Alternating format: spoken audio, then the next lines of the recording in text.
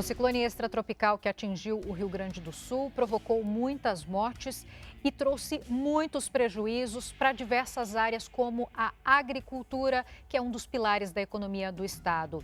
Uma estimativa aponta que pelo menos 17 mil propriedades foram atingidas. Para falar mais sobre esse assunto e detalhar, eu converso hoje com Giovanni Feltes, que é secretário da Agricultura, Pecuária, Produção Sustentável e Irrigação do Rio Grande do Sul. Obrigada por nos atender, secretário. Quem agradece sou eu, a oportunidade de conversar com o JR Agro, à disposição. O JR Agro tem novos episódios sempre às sextas-feiras, às 7h30 nas plataformas digitais da Record TV e também você pode ouvir no seu tocador favorito de áudio.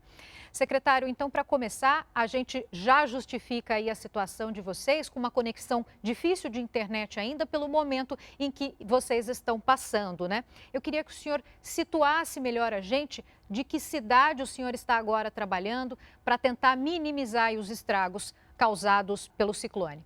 Eu estou exatamente na região do Vale do Taquari, onde o efeito se deu de forma mais avassaladora, notadamente nas cidades de Mussum e Roca Salles. Agora me encontro aqui numa unidade pública da Emater, na cidade de Mussum, barbaramente atingida, assim como tantas outras em toda a bacia do rio Taquari. No começo do programa, a gente fala aqui em 17 mil propriedades, mas o senhor já me adiantou que são muitas, né, pelos bastidores aqui, enquanto a gente conversava. O que pode ter de número de propriedades atingidas? Elas são dezenas de milhares de propriedades, não tem a menor dúvida, né? É uma região altamente produtiva, de grandes produtores de pequenas propriedades, e barbaramente um número significativo delas foram impactadas. Não temos como projetar o número com precisão, na medida que vem sendo abastecido cotidianamente esses dados, e a gente imagina que logo ali adiante a gente tenha um volume mais adequado do ponto de vista desta precisão na informação. Por outro lado, em paralelo, múltiplos outros levantamentos agora também são extremamente urgentes, né? Dão conta sobre os estragos das moradias, nas questões que dizem respeito à empregabilidade, às oportunidades de emprego que se foram por múltiplas indústrias, comércios que foram arrasados, especialmente nessas cidades de Roca Salles e também na cidade de Mussum. Então, há um conjunto de situações ainda e se especula, pode-se projetar com o máximo de esforço para encontrar um número mais próximo da realidade, mas ainda assim, quem sabe pode ser longe daquilo que seja o definitivo. Em relação aos dados coletados, eles já foram processados no sistema Cisperdas? Sim, eles são abastecidos, esse sistema é abastecido cotidianamente, né? Na medida que esses dados são coletados, eles são enviados para o Cispeda e o trabalho é feito pela Emater, que tem capilaridade no estado do Rio Grande do Sul como um todo. Eles que buscam essas informações e transferem para o Cispeda. Então, é uma forma de nós acessarmos com rapidez, razoável dose de instantaneidade em relação àquilo que está se enfrentando a campo, né? O que nos dá a certeza de tomar caminhos os mais adequados. Foram enviados alguns alertas meteorológicos, né? O senhor acredita que as cidades poderiam ter feito algum trabalho de mais alerta, de mais orientação, que daria para ter sido feito algo para minimizar o impacto nas cidades? Eu imagino que sempre os sistemas podem ser aprimorados, né? Os mecanismos de comunicação sempre podem ser mais robustos, né? As experiências podem nos demandar que busquemos maior eficiência também nisso. Agora, todos foram informados através dos órgãos públicos de Estado das dificuldades e dos desafios que representavam a possibilidade de termos uma precipitação pluviométrica bárbara e concentrada em determinadas regiões do estado. As prefeituras também fizeram a sua parte, os órgãos municipais trabalharam, mas é claro, sempre pode se melhorar e a gente imagina que eventos como esse não venham mais a acontecer, mas se eventualmente tivermos o risco de que eles ocorram, nós estejamos mais robustecidos, mais preparados para fazer essa comunicação que foi feita, mas também, ao mesmo tempo, que a população se aperceba da importância que tem e crer na divulgação dessas informações para definitivamente encarar isso como algo cultural que deva ser observado. Já tinha algum alarme ou algum tipo de equipamento que fazia esse trabalho para os moradores, para os produtores rurais da cidade? E o que vocês imaginam que seja importante daqui para frente? Vocês já têm algum projeto? Existem réguas que fazem a medição na medida em que vai aumentando o acúmulo de água nas caixas dos rios, dos arroios. Há uma observação instantânea em relação a isto e, naturalmente, você compila um número de dados que estão à disposição através da Defesa Civil dos municípios e a Defesa Civil do Estado do Rio Grande do Sul, e essas opiniões são automaticamente compartilhadas com as municipalidades. Nós utilizamos também os mecanismos tecnológicos à disposição, através de contatos que se faz SMS. Isso também dá uma dimensão de que as prefeituras começam a compartilhar e a reproduzir exatamente esses riscos, e é esses instrumentos com os quais nós, eventualmente, nos utilizamos hoje. Agora, sempre, sempre, e certamente, o governo atilado como é irresponsável, vai estabelecer novas formas de mais fortemente fazermos essa comunicação para minimizarmos os efeitos de tragédias como essa, que se espera não venha se abater ao estado do Rio Grande do Sul novamente tão cedo. As lavouras de grãos foram as mais afetadas, secretário?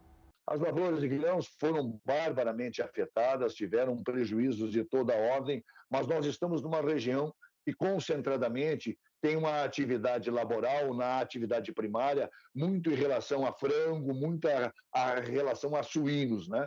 E isso tem produzido efeitos bastante danosos, né? Foram milhares de cabeças perdidas, nós diminuímos o plantel barbaramente, nós temos empresas que atuam nessa atividade como a cooperativas, por exemplo, que tiveram a sua produção e as suas plantas totalmente tomadas, precisam um tempo aí para colocá-las novamente em funcionamento. Os recursos certamente não são tão fáceis de serem conquistados e, de modo geral, utilizados para recompor exatamente essas atividades. Hoje é perceptível o estado anímico das pessoas ainda impactadas em relação a toda essa tragédia, perda de dezenas e dezenas de vidas, ao de termos cidades praticamente arrasadas. Isso certamente ainda demora um pouco de tempo. Eu até diria, quem sabe o problema seja muito mais do ponto de vista psicológico agora de atuação, do que definitivamente do ponto de vista da recomposição material, embora naturalmente em paralelo o Estado vem fazendo a sua parte sobremaneira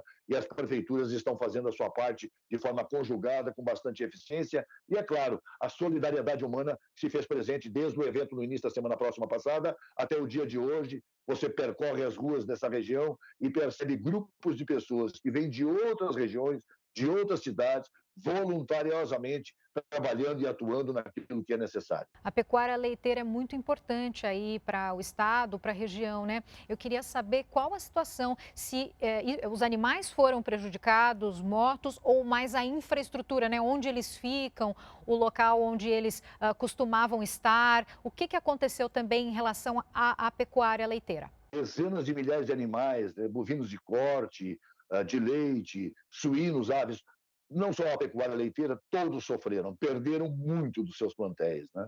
E isso certamente tem que ser somado a uma outra dificuldade, né? Aos galpões, aos armazéns, às estufas de fumo, por exemplo, que é uma região que produz bastante fumo numa determinada localização desta região, os silos, as pocilgas, os aviários, todos foram afetados barbaramente. Totalizando, para vocês terem uma ideia, mais de 1 milhar de propriedades nesse sentido, com instalações desse tipo. Isso certamente você não consegue projetar qual é o montante de recursos necessários para recuperar adequadamente, para voltarem a produzir, né? Mas isso quebra uma corrente na medida em que você tem aí todo um cuidado, né? Onde uma janela até o nascimento de um animal, até abater esse animal, tem uma janela de tempo, e agora você interrompe ela de forma abrupta. Isso também produz efeitos bárbaros, além das perdas que aconteceram. Então, há com certeza uma grande dificuldade a ser superada. O que me parece que é visível aqui é o fato de que, mais do que a solidariedade, a competência que os órgãos públicos estão tendo, a compreensão da população para superar exatamente esses desafios que são gigantescos. Além disso, verbas emergenciais já chegaram, secretário, para essas pessoas, ou vocês já estão conversando com o governo federal, com o governo do estado? O governo do estado disponibilizou diversos instrumentos para que minorassem os problemas que estão sendo enfrentados aqui. Recursos do ponto de vista de financiamento do sistema bancário do estado do Rio Grande do Sul estão à disposição, de uma forma a criar novamente um empuxo para que as pessoas se sintam confortadas no sentido de voltar a investir nos seus empreendimentos. O governo federal tem sinalizado um aporte de recursos nas mais variadas áreas também. Agora, as prefeituras estão tratando de formatar esses projetos, fazer sua solicitação de forma oficial, para que definitivamente o governo federal responda à sinalização de múltiplas ações que pretende empreender aqui. Mas não dá para negar.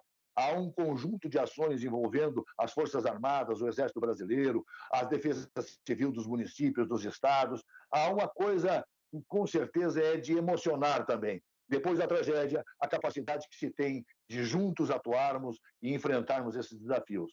E a gente tem a expectativa de que os múltiplos programas que o Estado tem à disposição, colocação de máquinas, horas máquinas, as municipalidades do entorno que não foram atingidas tão diretamente também disponibilizaram equipamentos para fazer a limpeza da cidade, tirar os entulhos, recompor essas coisas. Mas é claro, muito longe ainda de termos um cenário do quanto representou em termos de tragédia do ponto de vista numérico, do ponto de vista financeiro, econômico. Mas é bárbaro, não tenha a menor dúvida. São cidades que perderam boa parte da sua capacidade de trabalhar, produzir riqueza e certamente gerar benefícios sociais e econômicos para o Estado e para a sua população. Secretário, já dá para saber se tem desabastecimento? Já há algum ponto de desabastecimento em mercados, em alguns locais aí do estado? Não, não, não, não, não. Não existe isso. Há uma segurança alimentar em relação a isso. O Rio Grande do Sul tem uma estrutura excepcional, considerando esse aspecto. Naturalmente, isso produz os efeitos desafiadores. O fato de, eventualmente, não termos uma produção nos mesmos volumes que tinham nos outros dias anterior a essa tragédia, mas não ao ponto de impactar, eventualmente, termos algum processo de desabastecimento no Estado como um todo. Mas uma coisa é verdadeira, não dá para desconhecer. Claro que teve que se criar, assim como se criou o hospital de campanhas aqui, de forma solidária, veículos para atender emergencialmente na área da saúde. Também se fez instalações aqui no sentido de prover minimamente alimentação para as pessoas, farmácias que foram destruídas, também há instalações para que as pessoas possam acessar aos medicamentos que eventualmente são mais necessários. Essas estruturas mínimas, elas estão garantindo minimamente o fato de as pessoas poderem manter-se vivas e atuantes aqui na recuperação da sua vontade férrea e também das perdas e dos prejuízos que tiveram. Mas também não dá para esquecer outro fato que vale registrar. São centenas de milhares de marmitas, de doações, de gente fazendo comida e distribuindo para as pessoas que voluntariosamente se dedicam a recuperar as cidades que hoje estão muito devastadas. Agora, secretário, o senhor falava sobre o acesso às cidades, né, às propriedades rurais, que ainda é bastante difícil, né? Isso se deve à destruição de pontes, de estradas, tem algumas ainda interditadas, parcialmente ou totalmente bloqueadas. Situa a gente também, por favor, em relação a isso. Nós temos mais ou menos uns 300 quilômetros de estradas vicinais aqui nessa região, que ainda não nos permite acesso a todas as localidades mais interioranas e também não nos permite quantificar o que foi os efeitos dessa questão da água aqui nessa região do Vale do Taquari produziu exatamente nessas regiões. Então, nós estamos tratando de desobstruir isso, as prefeituras, as municipalidades estão fazendo, o Estado, tanto quanto possível, tem cedido equipamentos para esse fim, especialmente no primeiro momento as cidades mais impactadas. O Estado também está provendo um volume significativo de dezenas de milhões de reais de horas-máquina, exatamente para que possa minimamente contribuir para buscar o desassoreamento, para buscar a interrupção ou tirar a interrupção de estradas vicinais, recompor a qualidade minimamente para as pessoas poderem transitar. A Polícia Rodoviária Estadual, a Brigada Militar do Estado do Rio Grande do Sul, eles ainda dão conta de ter em múltiplos lugares que a passagem ainda está um tanto quanto dificultada, mas o Estado tem dado atenção a isso em relação à sua Secretaria dos Transportes e pouco a pouco, um dia após o outro, as condições vão se tornando um pouco mais menos angustiantes, um pouco mais favoráveis, voltando minimamente a uma parcela do normal ou que seria o normal na atividade cotidiana dessas comunidades. Certo. E pontes, né, secretário, também foram destruídas? Assim, eu retomo essa questão porque a gente sabe o quão importante é o acesso, né, a esse tipo de travessia para a população. Com certeza, nós temos algumas pontes, especialmente aquelas que são nas rodovias estaduais, e federais que estão merecendo agora uma acuidade, zelo, uma observação para verificar os efeitos que a cheia produziu exatamente na sustentação dessas pontes. E isso certamente deve ser produzido um relatório breve em relação a isso, né? O fato é que também temos pontes nessas estradas vicinais de madeira que foram levadas pela enxurrada naturalmente, elas vêm sendo recompostas pouco a pouco e a gente imagina que num prazo que talvez não seja muito longo, minimamente a gente estreite mais, encurte mais as distâncias entre os centros urbanos e essas localidades ainda necessitando de um maior cuidado, um melhor olhar e um melhor atendimento, mas que até aqui tem sido impossibilitado diante da dimensão que significa esse fenômeno. Perfeito. Agora, voltando à questão das produções, né? Os silos, eles foram totalmente destruídos? Como que está essa estrutura, secretário? Em alguns casos, sim, nós tivemos a perda, em outros, a contaminação por conta da água, dos produtos como um todo. Isso certamente vai levar a um levantamento que nos aponte qual é o montante que eventualmente precisa. Também, não tenha a menor dúvida, vai ter que fazer com que esses produtores tenham novamente a vontade de voltar a investir, de recompor suas residências. Então, há múltiplas prioridades, tudo é prioridade. E não há como negar, o volume com certeza é significativo, especialmente na área da agro e da pecuária aqui nessa região. O senhor falou para a gente, né, que todas as áreas da agricultura foram afetadas, mas uma pergunta em relação à fruticultura, né? A gente ainda não mencionou.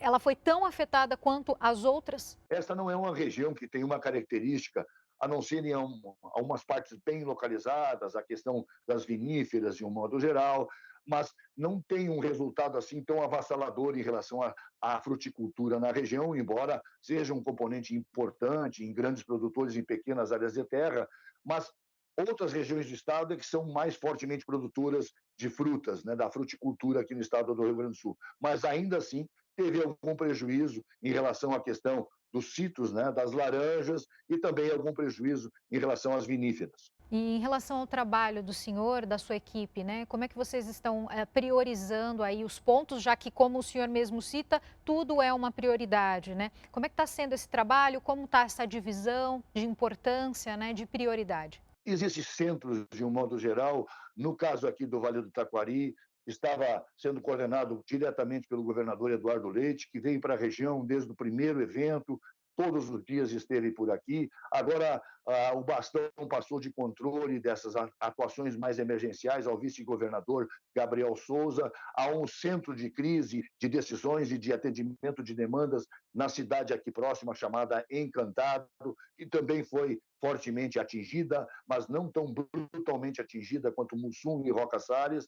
E esse centro, sob a liderança do vice-governador Gabriel Souza, tem feito com que o serviço seja mais concatenado, na esteira do que vinha fazendo o governador Eduardo Leite, né? Com a participação das forças policiais, da Defesa Civil Municipal, dos voluntários de um modo geral, das Forças Armadas, que têm sido muito solicitadas e também atuantes. Enfim, há um conjunto de sinergia, de vontade de querer colaborar, que tem produzido os efeitos a minimizar um pouco aquilo que é uma tragédia, com certeza, única no estado do Rio Grande do Sul.